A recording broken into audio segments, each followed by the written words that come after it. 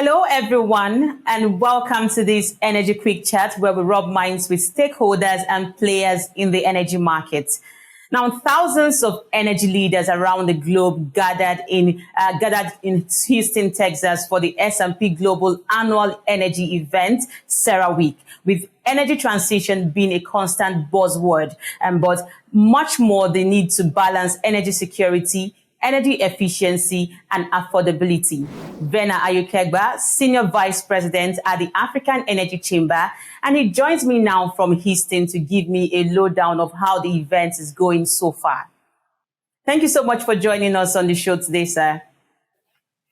Thank you very much for having me, Justina. So let's get right into it. What key themes are dominating this year's CERAWeek, and what is the chamber keeping a close eye on in Houston this time around? Three key things, Justina, which I've been listening all through the conversations: energy security, materiality, and the rising importance of gas. Number one, energy security. We're seeing the U.S., a whole bunch of other countries across Southeast Asia, for example, and oil and gas companies like Exxon, Chevron, Total, looking at being able to solve the questions and issues around energy security, something which is really important for African countries. Secondly, a lot of what we're hearing is around materiality when people are looking for new finds around oil. It's now important for you to have significant oil finds. We're looking at what is happening in Guyana. Suriname is coming, as well as Namibia. And the reason for that is that per barrel, it becomes significantly cheaper for all of the oil and gas majors to be able to operate such fields. And so that is increasing. The last key thing, which is also very important for Africa, is around the growing importance of gas, particularly Southeast Asia, when you look at gas being able to take over from what coal has been doing, and to be able to reduce the carbon footprint. In as much as energy security is going to remain significantly important, I think there's an increased consciousness about the fact that energy should be produced in a cleaner way.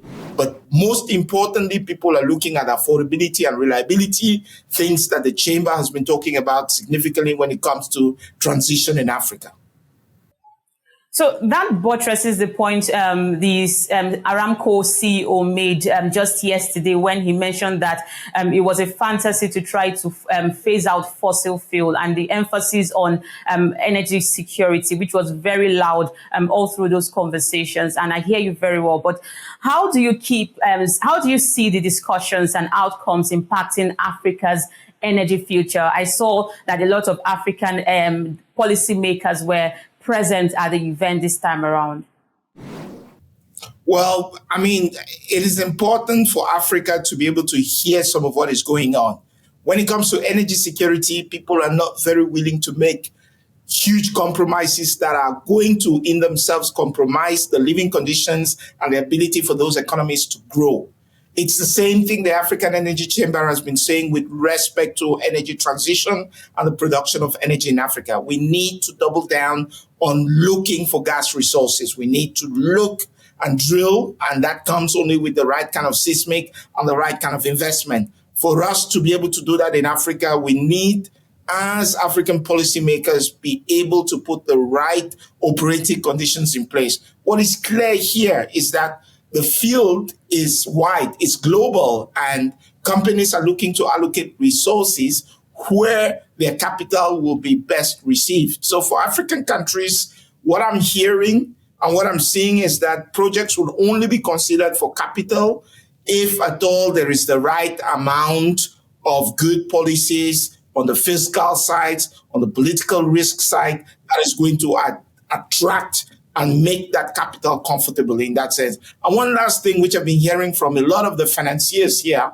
is really that there needs to be the right kind of skin in the game as well. So African countries, project owners need to look for the right amount of equity to put in to be able to attract reasonable amount of debt to make those projects happen.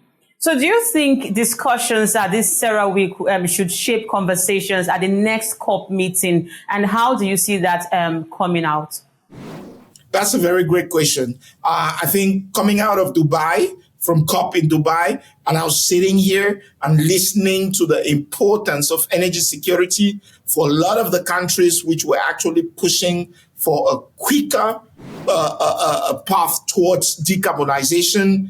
Makes one take a step back and look at the realities of the economies of the different countries, and to be able to say the pace of a transition in Nigeria, for example, certainly cannot be the pace of a transition in the US where we are. All that means is that as African leaders and global leaders for that matter go to the next COP in that sense, I think the idea needs to be trying to fashion the kind of transition that suits every particular economy. In Africa, we need to industrialize. We need jobs. We need reliable and affordable power, which is basically at the core of any kind of development. And so for that matter, we're certainly going to see a stronger stand from African countries to invest in gas and to be able to invest in all forms of energy, those ones that are going to be, from an economic standpoint, stand the test of the economies and the test of time. And so there is no taboos here. We should be looking to increase energy supply in Africa, come what may.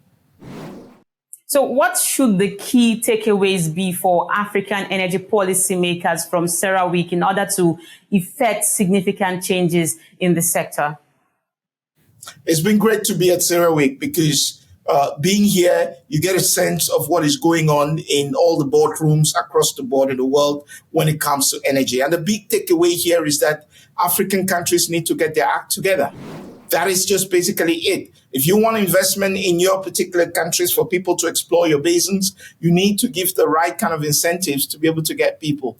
Capital is looking across the board, from Guyana to the Gulf of Mexico to shale. We've seen a resurgence in shale in that sense. So we've already started seeing a couple of African countries, the likes of Namibia, for example, Angola, had a very strong presence here. They're pushing, they're changing, they're looking to be much more agile in being able to ensure that we have much more exploration in Angola.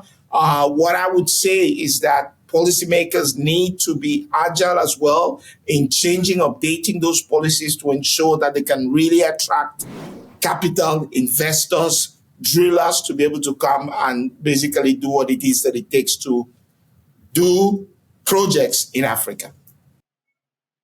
Thank you so much, sir. Verner Ayukegba, Senior Vice President at the African Energy Chamber, chatting to us from CERAWeek by S&P Global in Houston, Texas. That's it on our Energy Quick Chat. Thank you, everyone, for taking time to watch. Make sure to comment, like, and subscribe, and to see more videos like this. I am Justina Okechukwu. Bye for now.